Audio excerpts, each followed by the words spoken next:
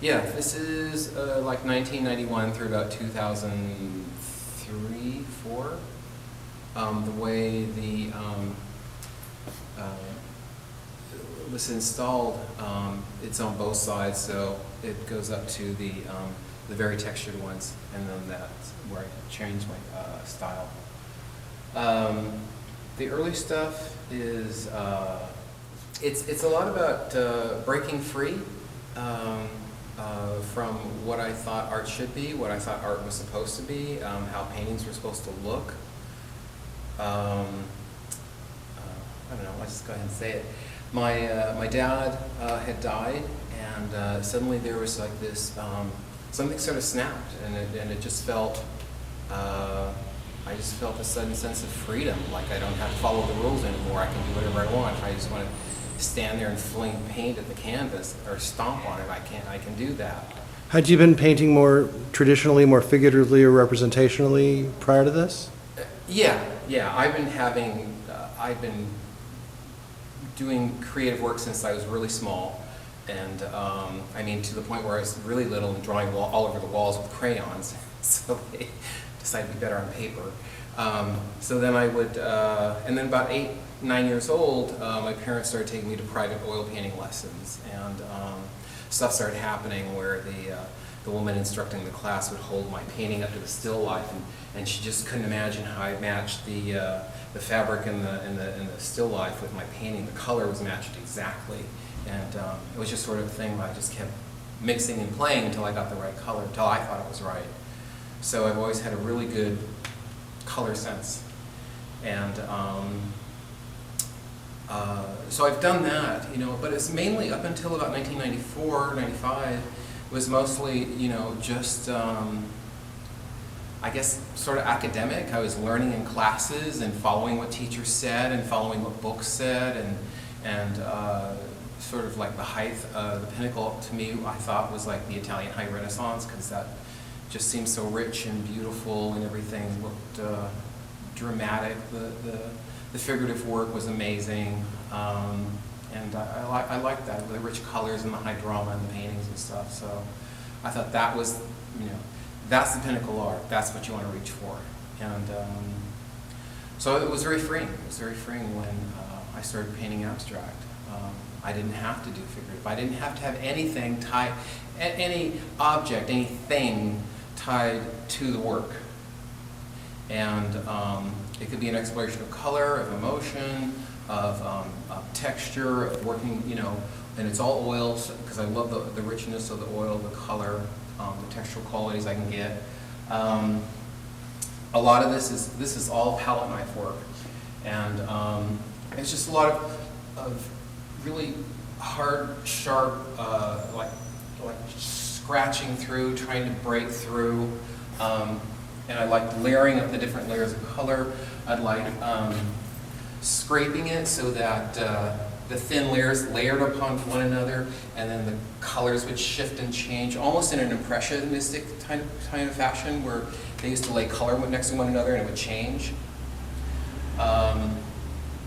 And I liked working a lot with the black and red, black and blue.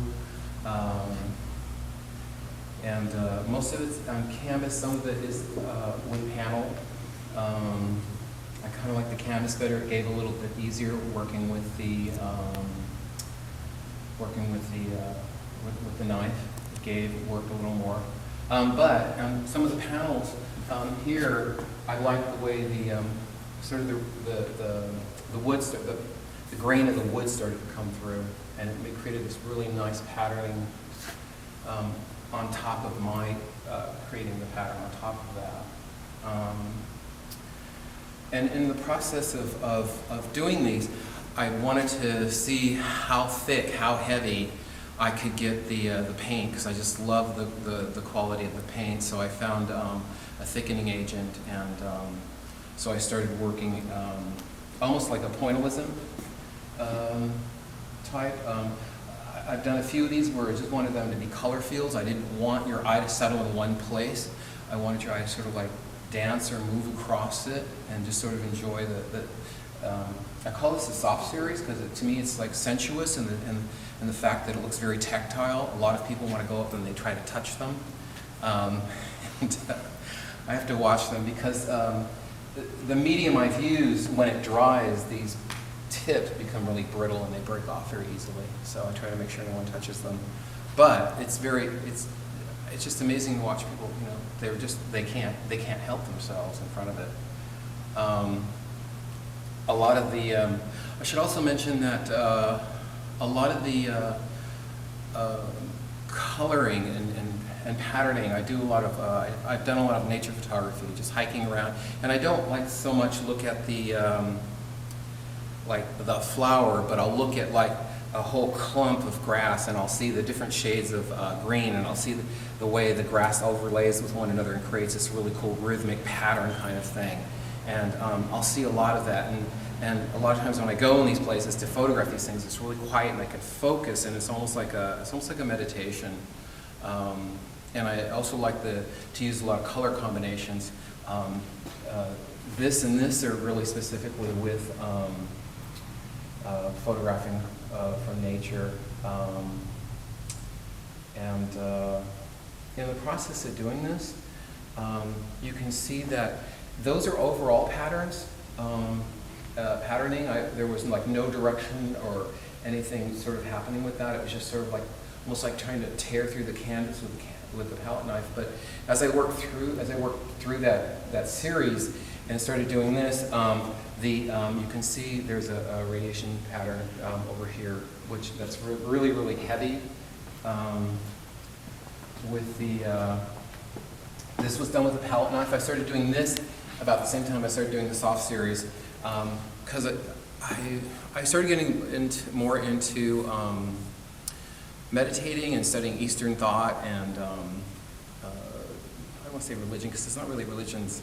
I guess more like philosophies, and I like the idea of mandalas, and like Tibetan monks, they will sit and they'll meditate on the center, and everything else becomes sort of peripheral vision, and it's just sort of like being centered in a groundedness, which I felt much more of working through the death of my father and all that, and just having much more of a sense of myself and who I am and what I want to do and how and what directions I want to start moving in, especially with my art, because I just feel it's my voice, I guess you could say. What was the time span between there and here? 4 or 5 years. So it took you a while to come to the radiation, what was the term you used? Radiation. Yeah. But it's in the old sense of the word. A lot of people think of Hiroshima. Right, sure. It's not anything to do with that. It's more of like an energetic moving out. It's like this seems solid and hard, but if you were to look at it at like a molecular level, you would see that there's movement in the atoms. Everything has movement and vibration to it. And so this is sort of my translation of the world around me. So when you were exploring these processes and these materials, did it almost feel sculptural to you? I mean, was that something that you were? Because I mean, some of the heavier applications are so three-dimensional. Did it feel like was that part of it? I thought of it like that. I wasn't trying to so much create relief work as opposed to just seeing how thick and heavy I could get the paint. I remember going to like the Norton Simon and seeing the Van Goghs and just seeing, he just like clumped the paint on the canvas, and there's just so much energy behind it you can really just feel looking at it. And I sort of feel that if the Impressionists had not been so tied to the Academy and I guess realism and staying with object-oriented work, this might have been the direction they might have moved in. finally just breaking free from it and just working with the color, working with the texture and the thickness of the paint. And there was a little bit of that, don't you think, in the Impressionists? I mean, some of them seem to... Well, it's like Turner and Whistler did some paintings that, some of the Turner paintings, there's this little tiny boat and there's just this mass explosion of color and texture, and he'll call it, something lost at sea or something, and then, and Whistler did some of these paintings that were, I guess London at night with the bridge or something, and you can't tell anything. And he would title it these, just so so you knew it was still tied to a thing like the bridge or a landscape or some seascape. But to me, they're totally abstract. Well, even like Cezanne, who's like almost like a post-impressionist almost. Yeah. Some of the paintings I've seen of his feel very abstract to me, even though they are, I guess, in some way somewhat representational.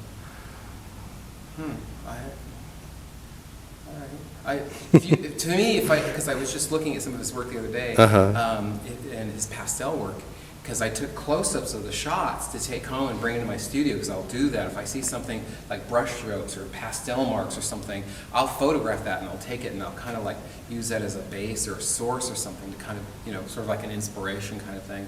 But the close-up things, if you look at like, he had this woman's arm, and if you look at it really closely, it just looked like he just went like that, and you wouldn't be able to tell. It's like the thing you back away, and then if everything falls into place, and you see the figurative work there. Right. So. Yep. So then, when did you begin to take this and move it toward this ultra-refined, because it seems like it's not a huge leap conceptually, but from a practical standpoint, it's a pretty big leap. The more I did this, I wasn't really happy with where it was going. It wasn't getting the energy, it wasn't getting the tightness that I wanted, that I started feeling behind the work. So I went to move to brushes, and I don't know, across the way there's some heavier paintings with heavier brush work, and it just seemed like with this one and this one, I was able to finally achieve what I was hoping to with these, and also if you notice that's like a solid ground I did on that.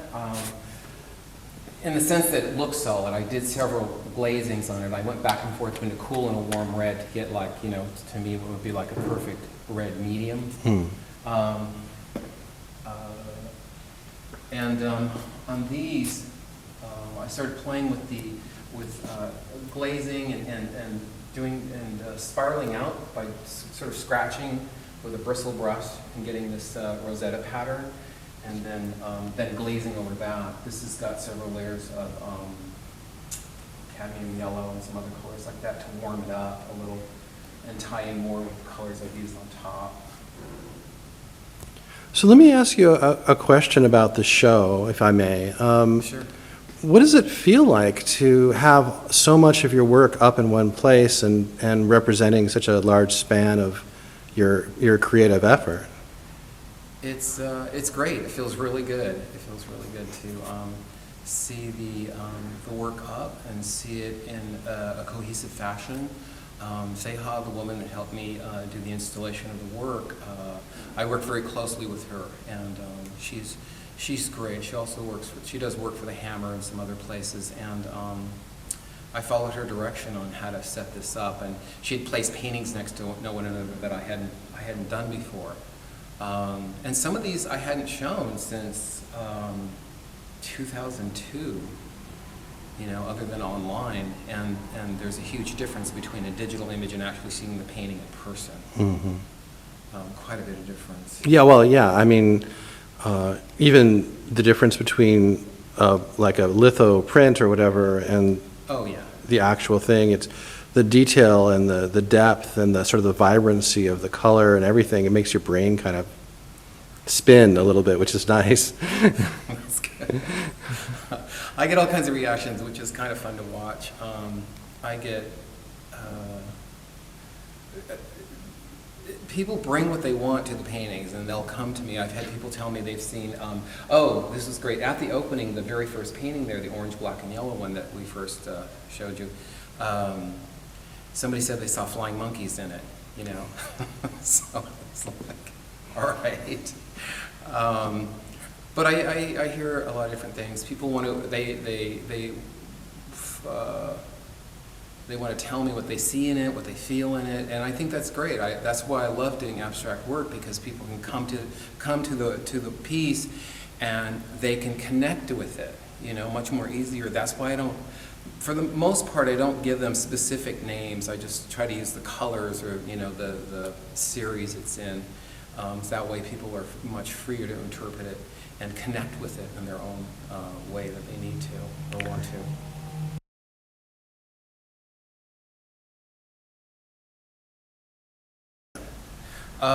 My first experience was with a show called Designing Blind, and a friend of mine, one of the designers on the show, said he wanted to use some artwork on each show. So you know, there's a group of artists that all knew each other, so we each got a piece on the show, which was really nice, great publicity and nice exposure, which is helpful for an artist's career. I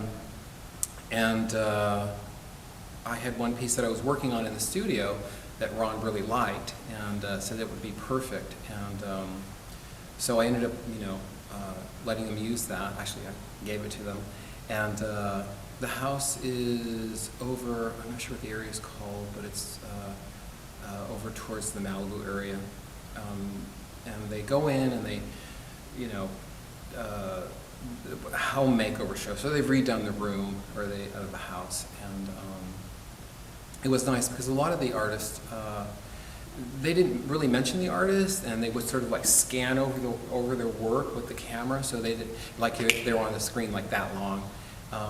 But for some reason, the designer and the host of the show, you know, she said, "Oh, we need to mention the artwork because it's great, it's beautiful." And then Eric, the main designer, said that because we were so fortunate to get an original Dean Triolo. And then they, you know, they panned to my painting for a few minutes, or a few seconds, longer than the other ones. It's only a 42-minute show, you don't get to see that much. But when they backed up, it looked like I'd painted the painting for the room, so it was sort of, it was just nice the way it all worked out and the way the painting looked in the room. And so that was very exciting to have that involvement. So, you know, a few years later, what was it, March, April? A friend of mine who is a set decorator called me, and he said, would you mind if I used a few of your paintings for a Johnny Depp movie? Which is like, yes. So it was very exciting to get the call, and he said, I'm going to go to your website, and they actually use prints of the paintings. I've heard this before, where they're starting to use prints instead of the real paintings, because they don't have to mess with returning the paintings or protecting them or anything like that. So they used 8 of the paintings from my website, and they had 3 of them have already sold. The original's already sold, and so the 5 that are left are in the current show. And what I was told is that the movie is called Transcendence, opening 2014. And he said that these paintings are going to be used in Johnny Depp's bedroom, the character, you know, in the character's bedroom. And I was told that if they use any scenes from the bedroom in the marketing or the trailers, that, you know, my work would be seen by a lot more people. So this is really, really exciting for me to have that happen, and I think it's like really wonderful exposure, and it's just fun. It's almost like I get to be in the movie, but I don't have to learn any lines or do anything. So that's kind of fun. So.